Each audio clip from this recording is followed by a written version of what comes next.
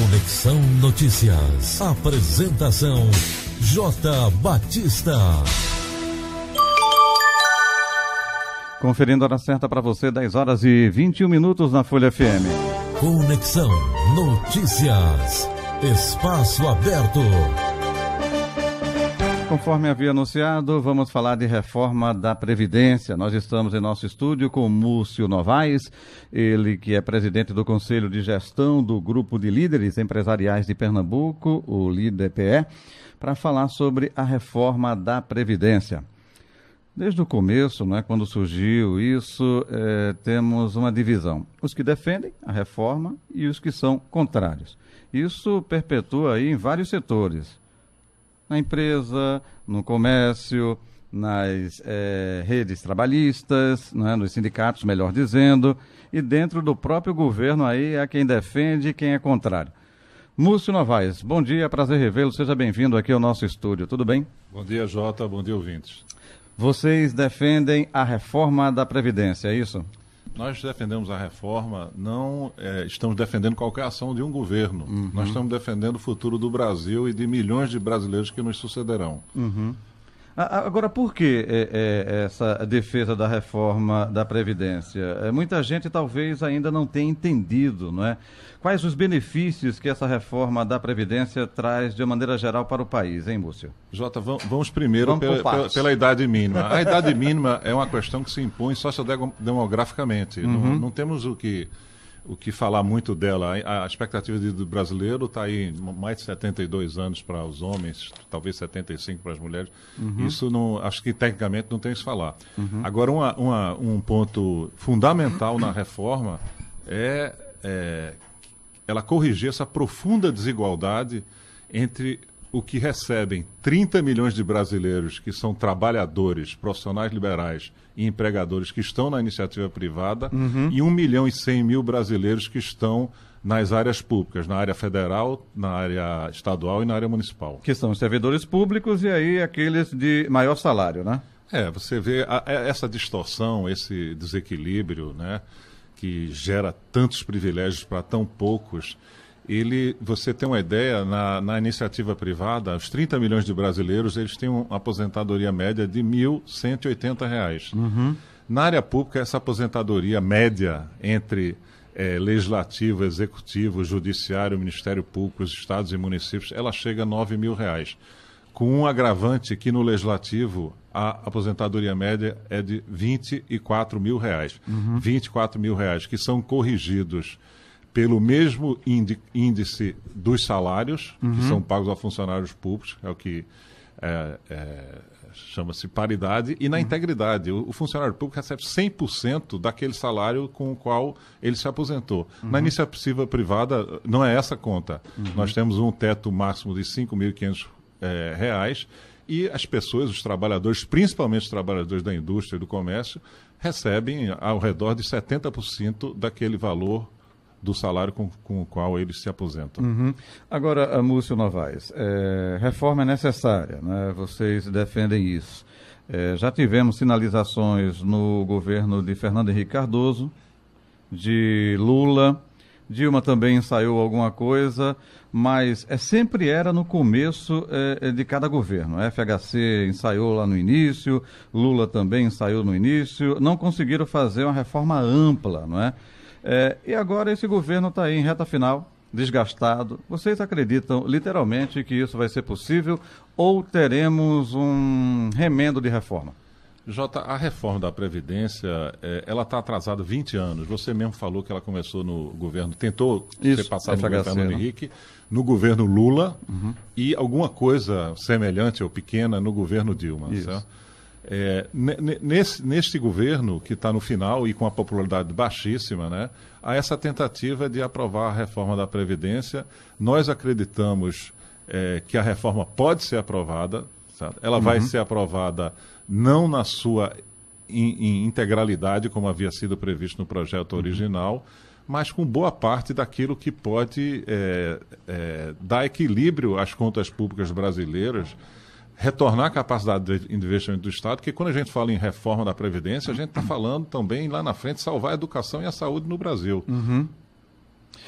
Múcio, agora, ontem até eu fiz uma pesquisa sobre esse assunto aqui e o ouvinte, o trabalhador, a pessoa comum, e participando com a gente aqui, tinha gente, olha, esse pessoal está querendo que a gente morra com 98 anos, 90 e poucos anos trabalhando, isso é um absurdo. Já tem outros que ligaram e disseram, olha, Jota, se não fizer reforma, não vai ter dinheiro para mim quando me aposentar, não, né? O que a gente pode passar desses dois aspectos?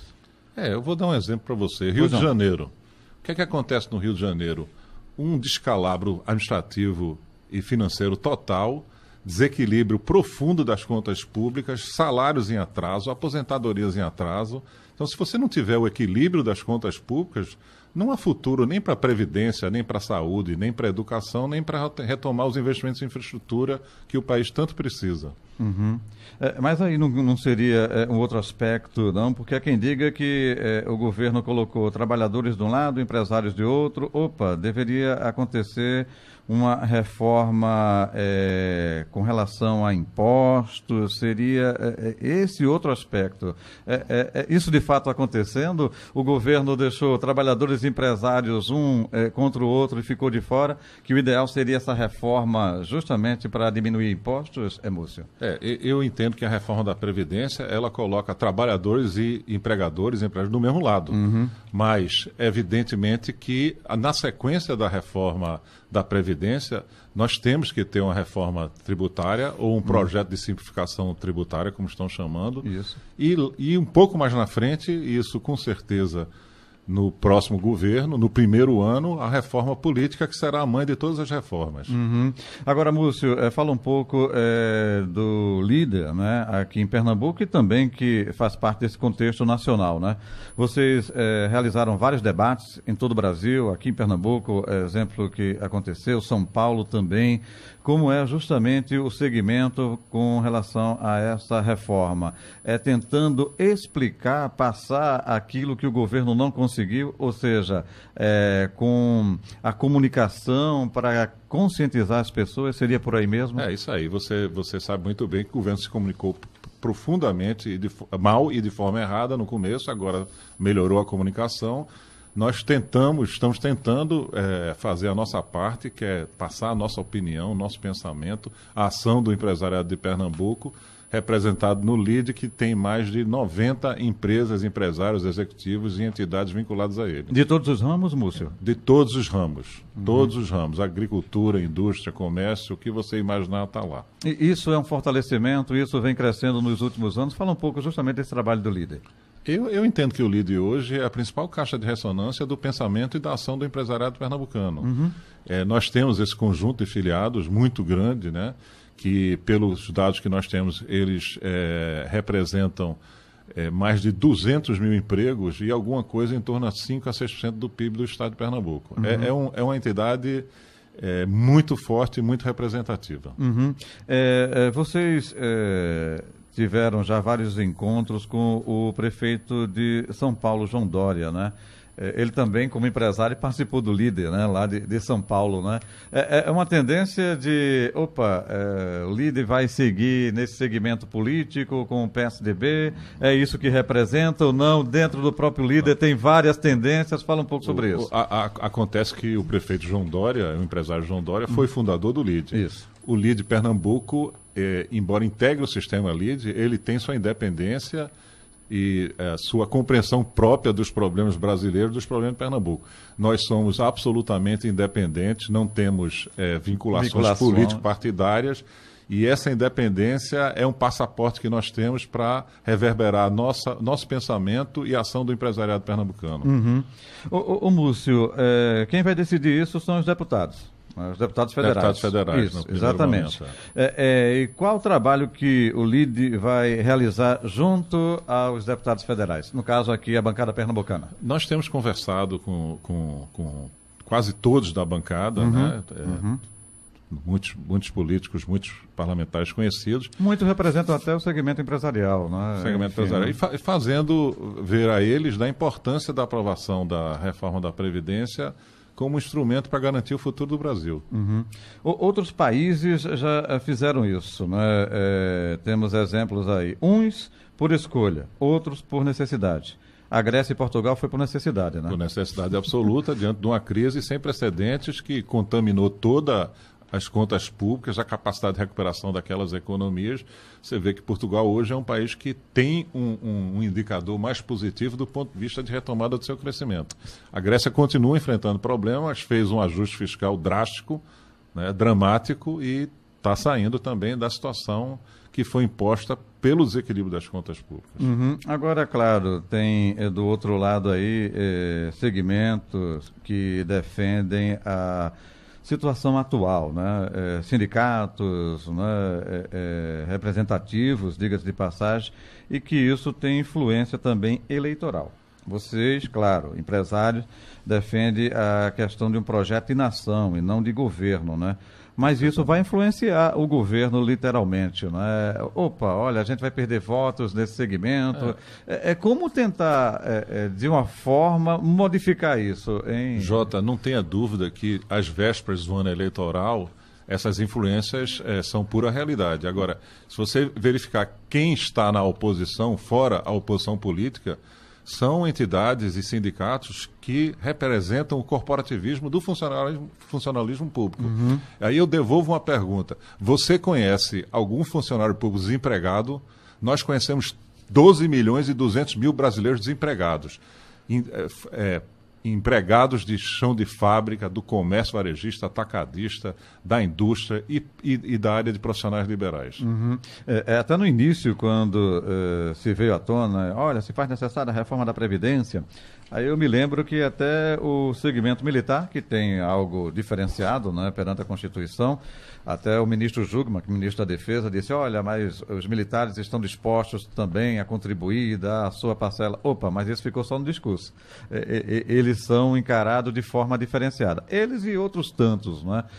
Era o momento agora de unificar todo mundo, ou seja, já que tem uma parte do trabalhador, tem uma parte que está pagando, né, por conta disso, de todo mundo ter essa divisão também do problema, Múcio? Eu entendo que, no momento, a reforma da Previdência que está aí é aquela que é possível.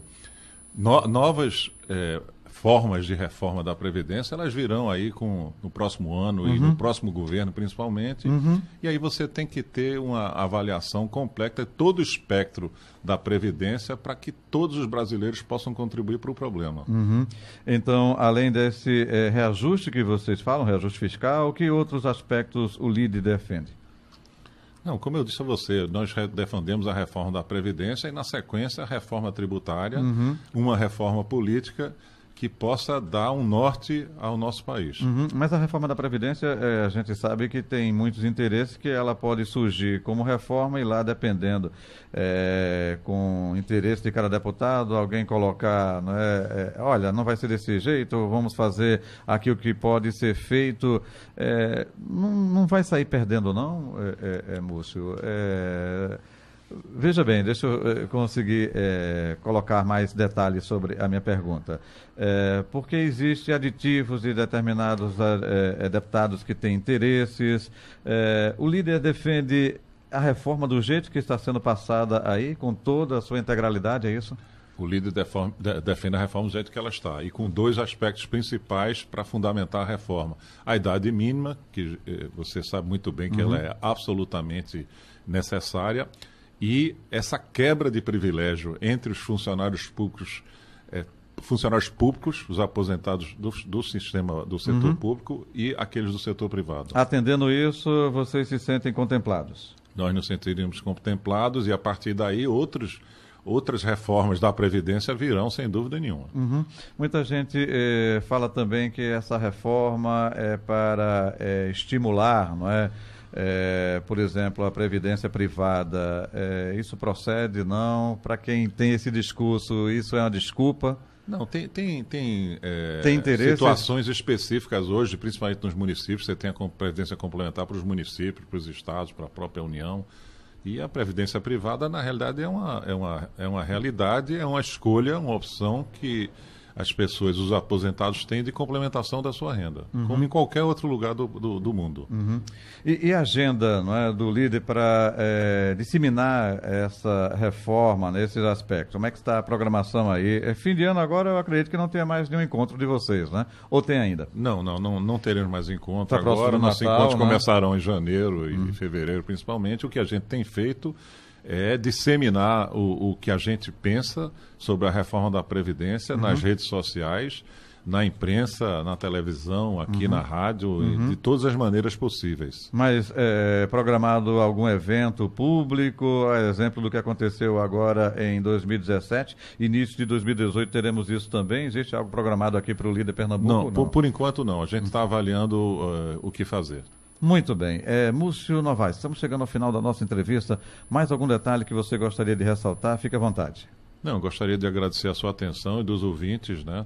E reafirmar a importância da reforma da Previdência, não como uma ação de um governo, como o que está aí. É porque o pessoal está atrelando a Temer, sim, né? Sim, como um projeto de futuro para o país, para o Brasil. Isso é o que nos interessa, olhar o futuro, olhar as futuras gerações e olhar principalmente o futuro dos nossos netos.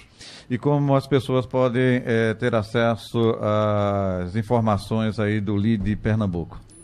Através do site LIDE-PE, www.lidpe.com.br. Pronto, e aí fica sabendo de tudo que está acontecendo, não é isso?